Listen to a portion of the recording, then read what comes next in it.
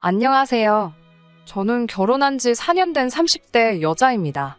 저는 비록 낳은 정에서는 버림을 받았지만 자라는 과정에서는 기른 정을 듬뿍 받았습니다. 그렇기에 저를 이렇게 길러주신 지금의 엄마에 대한 감사함은 말로 이루 표현할 수 없을 만큼 큽니다. 물론 저를 낳아준 생모에 대한 상처는 성인이 된 지금도 아물지 않았지만요. 이런 제 마음을 알면서도 남편은 남편 자신과 친정엄마 사이에서 제가 한 사람만을 선택하기를 강요하더군요. 저는 어떻게든 다 같이 행복하게 살고 싶었지만 더 이상 엄마가 저로 인해 희생하는 모습을 보고 싶지 않았습니다. 그래서 남편을 포기하기로 마음먹었습니다. 제가 4살, 언니가 6살일 때 저희를 낳아주신 생모께서 집을 나가셨습니다. 고모에게 듣기로는 동네 어떤 아저씨와 눈이 맞아 도망간 거라고 했습니다. 저도 그게 사실인지는 모르고 솔직히 지금도 사실이 아니길 바랍니다. 단 한 가지 분명한 사실은 이유가 어찌됐건 생모가 저희 자매를 포기했다는 것이었죠. 그런 생모가 그리웠던 시절도 있었습니다만 어렸을 때 만들어진 옅은 기억은 시간이 흐를수록 점점 더 흐려져만 갔습니다. 지금은 거의 기억도 나지 않네요. 생모와의 추억을 잃은 게 슬프지만은 않습니다. 그건 바로 저희를 지금까지 지켜주신 새엄마 덕분이에요. 사연을 적기 위해서 새엄마라고 처음 불러봤습니다만 사실 저희 자매는 처음부터 엄마라고 불렀어요. 처음에는 아빠가 엄마라고 부르라고 해서 어쩔 수 없이 부르기 시작했지만 언젠가부터는 너무 당연하게 그냥 우리 엄마였어요.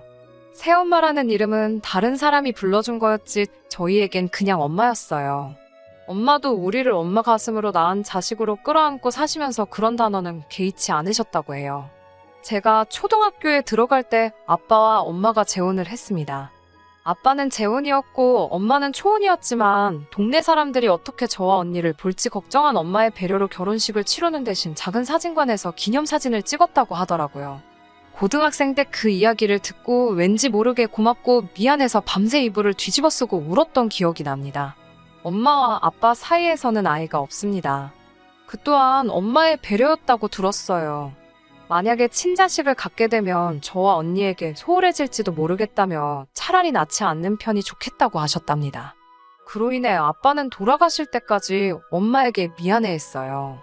아빠를 만나서 엄마가 너무 희생을 많이 했다고요. 저랑 언니도 전적으로 그렇게 생각하고요. 엄마는 하늘에서 우리에게 보내준 천사 같은 사람이었습니다. 제가 고등학생 때 아빠의 사업이 크게 흔들렸던 적이 있어요. 같이 일하던 직원의 실수로 회사에 막대한 손해가 발생했었다고 들었습니다. 그래서 1년 가까이 아빠와 우리 세모녀가 떨어져 지내야만 했어요.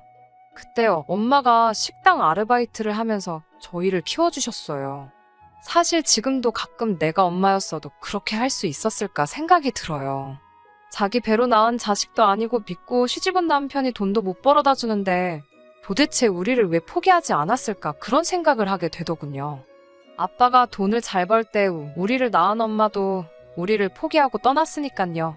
저와 언니는 엄마와 다른 모녀들처럼 같이 목욕탕도 가고 쇼핑도 가고 시시콜콜한 비밀 이야기도 나눌 만큼 아무런 문제 없이 잘 지냈습니다. 이렇게 지금도 설명을 하는 게 오히려 어색할 만큼 그냥 평범한 모녀 사이였어요. 그리고 이 모든 사실을 지금의 남편도 다 알고 있습니다. 남편과는 회사 생활을 시작하면서 지인의 소개로 만났습니다. 남편은 가족애가 넘치고 생활력이 있는 사람이었어요. 그렇기에 남편감으로는 딱 좋다고 생각했습니다. 1년의 연애를 하고 누가 먼저 물어볼 것도 없이 자연스럽게 결혼 준비를 하기 시작했습니다. 남편에게 굳이 생모가 아니고 새엄마다라는 이야기를 하지도 않았어요. 어차피 제겐 한 명뿐인 엄마인데 구태여 그런 설명을 할 이유가 없다고 생각했으니깐요. 그런데 결혼을 하고 나서 혼인신고를 하려고 서류를 떼니 거기에 엄마에 대한 존재가 나와 있었습니다. 남편은 너무 놀라서 저를 쳐다보더라고요.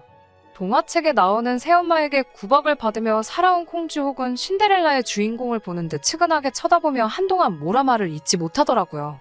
저는 당신이 생각하는 것과는 아주 다르게 나랑 언니 그리고 엄마는 여느 다른 모녀지간과 다르지 않다고 설명했지만 믿지 않는 눈치였어요. 그때만 해도 남편이 뭐라 생각하든 중요하지 않았습니다. 사실 남편이 처음부터 저희 엄마를 좋아하지 않았던 건 알고 있어요. 나중에 남편의 행동들을 돌이켜 생각해보면 피도 안 섞인 남인데 자기가 장모 대접을 할 필요가 없다고 생각했던 것도 같아요. 한 번은 남편 생일 때 친정엄마가 사위 먹으라며 미역국에 갈비에 상다리 부러지게 차려주셨거든요. 사위 사랑은 장모라면서요. 하지만 남편은 감사하다는 말도 하는 둥 마는 둥이었어요. 그 모습을 보는데 제가 다 민망하고 속상해서 죽겠더라고요. 남편이 자리를 떴을 때 제가 뭐 이렇게 고생을 했냐고 봉투에 30만 원을 챙겨서 드렸습니다. 그러자 엄마가 한사코 고사를 하셨는데 제가 도무지 받질 않으니 그 돈을 남편한테 돌려주셨나 봐요. 집에 돌아와 제 앞에 봉투를 꺼내 보이며 뭐 이런 것까지 챙기냐고 한 소리 하더라고요. 제가 남편에게 그렇다고 그 봉투를 다시 받아오면 어떡하냐고 짜증을 내자 계모 소리 듣기 싫어서 괜히 저러는 건데 무슨 오바냐면서 그냥 가만히 있으라고 저를 말리더라고요. 그러다 결혼 생활 3년 차가 되던 무렵 아빠가 돌아가셨습니다. 생각지도 못한 사고로 한순간에 돌아가셨어요. 언니랑 제가 사망신고를 했고 부모님이 거주하시던 집과 아버지 차 그리고 저희 모녀 앞으로 나온 6억의 사망보험금까지 모두 엄마가 관리하기로 했어요. 저나 언니 사이에 아무런 이견과 잡음 없이 너무 자연스럽고 당연하게 정리가 되었어요. 형부도 처가 재산이니 저희더러 알아서 하라며 아무 간섭도 하지 않았고요. 그런데 저희 남편 혼자서 눈에 쌍심지를 켜고 난리더라고요. 언니와 저에게 한다는 말이 자식들도 권리가 있다는 둥 가만히 있다가 나중에 엄한 사람한테 다 뺏긴다는 소리를 하면서요. 6억이면 우리 전세로 옮길 수도 있고 어디다 투자도 할 수 있는데 왜 바보같이 그걸 엄마한테 맡기냐면서 저한테 법무사한테라도 조언을 구해보라며 사람을 달달 볶더라고요. 듣다 못한 제가 그래서 지금 하고 싶은 이야기가 뭐냐고 엄마가 아직 젊으신데 벌써 재산을 나누라는 거냐며 제가 화를 내자 저더러 세상 물정을 하나도 모른다면서 그러다 큰 코 다친다고 혀까지 차더라고요. 그 이후에도 남편은 재산 명의를 얼른 당신 명의로 돌려야 한다고 하질 않나. 다 뺏길지도 모른다며 저더러 천하태평이라고 하질 않나. 혼자 뭐가 그리 걱정인지 난리도 그런 난리가 없더라고요. 그리고 남편의 그런 모습을 계속 보고 있으니 조금씩 남편에 대한 정이 떨어지기 시작했어요. 그래도 이혼까지는 생각하지 않았습니다. 그때만 해도 그냥 남편하고 엄마 사이에서 내가 어떻게 해야 좋을까라는 고민이 대부분이었어요. 다른 사람들 보면 딸이랑 사위가 엄마를 모시고 여기저기 놀러도 다니고 사위가 아들 노릇 해주는 집도 있더라고요. 남편한테 아들 노릇까지는 바라지도 않았지만 적어도 장모님으로서 존경하고 대해주길 바랬거든요. 그러다 이번에 도저히 견딜 수 없는 사건이 있었습니다. 얼마 전 엄마의 생신이었어요. 아빠가 돌아가신 뒤 처음 돌아온 엄마의 생신이었기 때문에 언니랑 저는 멋진 곳에서 식사를 대접하고 싶었어요.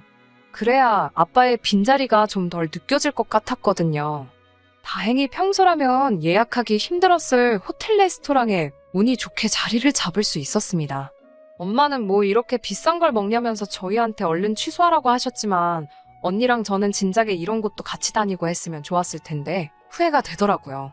그렇게 레스토랑에 모여 코스 메뉴를 시키고 와인도 한 병 시켰더니 돈이 제법 나왔습니다. 형부가 내겠다고 하는 걸 제가 내겠다고 우겨서 제가 결제를 했습니다.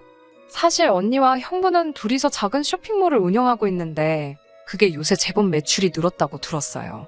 그래서인지 요새 둘이서 엄마한테 이것저것 선물도 자주 해주고 모시고 식사도 많이 다니고 하더라고요. 저도 자식인데 그렇게 못해드려서 죄송한 마음이 컸기에 이번만큼은 제가 내고 싶었습니다. 그런데 남편이 집에 와서는 돈 벌어서 엉뚱한 데다 쓰고 있다면서 앞으로 처형내일 아니면 자기를 부르지 말라고 하더군요. 저희 엄마랑 뭐 해야 하는 일이 있으면 처형내가 하게 두라고요. 자기는 피 같은 자기 돈 엄한 곳에 쓰기 싫다면서요. 그런데 저희는 맞벌이거든요. 그리고 엄밀히 말하면 제가 얼마 전 승진을 하면서 남편보다 수입도 많아졌거든요. 그런데도 돈 쓰는 일만 생기면 마치 제가 자기 돈을 가져다 쓰는 것 마냥 말을 하더라고요. 이번만큼은 도무지 그냥 넘어갈 수가 없어서 당신이 돈을 벌어오면 얼마나 벌어온다고 그런 소리를 하냐고 제가 따져 물었습니다. 제가 남편에게 돈 얘기에 관해서 그런 식으로 되받아친 건 거의 처음이었어요. 그래서인지 남편이 적잖이 당황한 듯 했습니다. 그런 남편의 모습을 보고 제가 당신이 도대체 한 달에 벌어다 주면 얼마나 벌어다 주는데 그렇게 유세냐고 계속해서 써붙였어요. 그러니까 남편이 저더러 그래 네 돈으로 많이 해드려라. 그러다 뒤통수 맞고 도와달라 소리나 하지 마라고 하더라고요. 순간 뭐 저런 자식이 다 있나 싶어서 뒤통수 한 대 후려치고 싶은 마음이 들었습니다. 화장대 거울 앞에 앉아 화를 시키고 있는데 엄마랑 찍은 사진이 눈에 들어왔어요. 꽃다운 나이에 우리 아빠를 만나서 자기가 낳은 자식들도 아닌 우리를 누구보다 깊은 사랑으로 키워주신 엄마를 물끄러미 바라보고 있으니 눈물이 주룩주룩 흘렀습니다. 자식들도 다 컸고 이제 아빠랑 행복하게 노후만 즐기면서 살면 되는 분인데 왜 우리 엄마 인생은 이렇게 슬픈가 싶기도 했고요. 그런 엄마에게 함부로 말하는 저런 인간을 내가 왜 서방이라 생각하고 참고 살아야 하나 생각하니까 마음 깊은 곳에서 우라가 치밀어 오르는 것 같았습니다. 도저히 이렇게는 화와 슬픔을 다스릴 수가 없어서 자동차 키만 챙겨서 엄마 집으로 향했어요. 밤 10시가 다 돼서 딸이 집에 오니 엄마도 깜짝 놀랐을 거예요. 엄마가 저에게 도대체 무슨 일인데 이 시간에 여길 왔냐면서 저부터 막 살피는 거예요.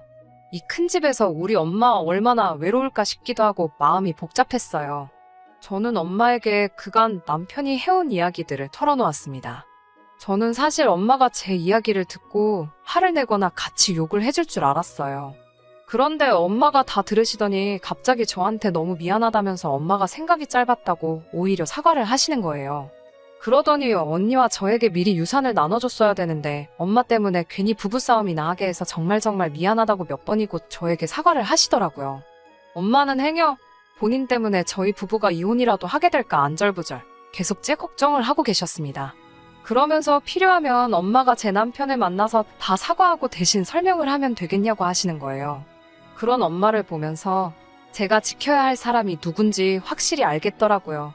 저는 엄마한테 엄마, 나 이혼하는 거 하나도 두렵지 않다고 세상 그 누구도 엄마를 함부로 대할 수는 없다고 걱정하지 마시라고 했어요. 그리고 엄마한테 나를 이렇게 키워줘서 너무 고맙다고 했어요.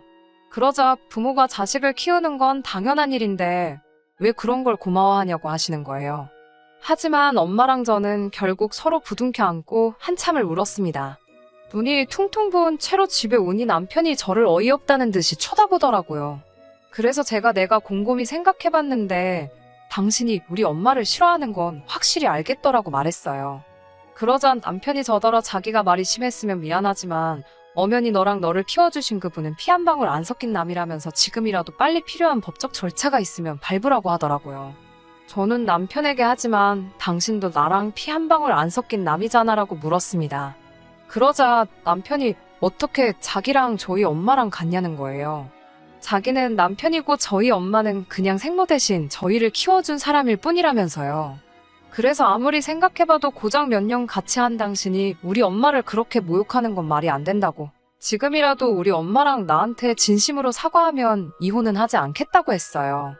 그러자 남편은 오히려 저더러 제정신이냐면서 자기는 진심으로 저를 걱정해서 하는 말인데 머리가 어떻게 된 거 아니냐고. 너 키워준 사람이 너한테 그렇게 말하랬냐면서 너네 계모가 너네 아버지 재산 독차지하려고 진짜 엄마인 척 너를 세뇌한 거라고 말하며 자기가 당장 가서 가만 안 두겠다고 그러더라고요. 그때 형부와 언니가 저희 집에 찾아왔어요. 엄마 집에서 나오면서 언니에게도 전화해 그동안 남편이 했던 막말들을 다 전했거든요. 현관을 열자 형부가 대뜸 저희 남편한테 싸가지 없는 자식이 우리 장모님을 그딴 식으로 생각했단 말이냐며 바로 남편을 주먹으로 날렸습니다. 그러자 놀란 언니가 여보 그만하라며 형부를 막아섰어요. 저는 남편에게 우리 이혼하자고 알다시피 당신이나 나나 각자 벌어서 공동으로 생활했고 이 집은 어차피 월세였으니까 나눌 재산도 없으니 그냥 깔끔하게 갈라서 자고 했습니다. 남편은 그제서야 자기가 말이 심했던 것 같다고 하지만 정말 저를 생각해서 한 말이라고 다시 생각해보라고 하더군요. 하지만 저는 그 말을 믿지 않았어요. 남편이 오로지 엄마가 가진 재산이 탐나서 저와 엄마 사이를 이간질한다는 생각밖에 안 들더라고요. 다행히도 형부랑 언니가 옆에 있어줘서 저는 제 집만 챙겨서 엄마 집으로 갔습니다. 형부는 행여나 처제 쫓아가고 그러면 가만 안 둔다고 엄포를 놨어요. 엄마는 이 모든 일이 자기 때문인 거냐며 다시 눈물을 흘리셨습니다. 자식 앞에 걸림돌이 된 것 같다며 몇 번이고 미안하다는 엄마를 보니 가슴이 찢어질 것 같았습니다. 이튿날 바로 강남에 있는 유명한 변호사 사무실에 가서 상황을 설명하고 이혼을 하고 싶은데 가능하겠냐 물었습니다.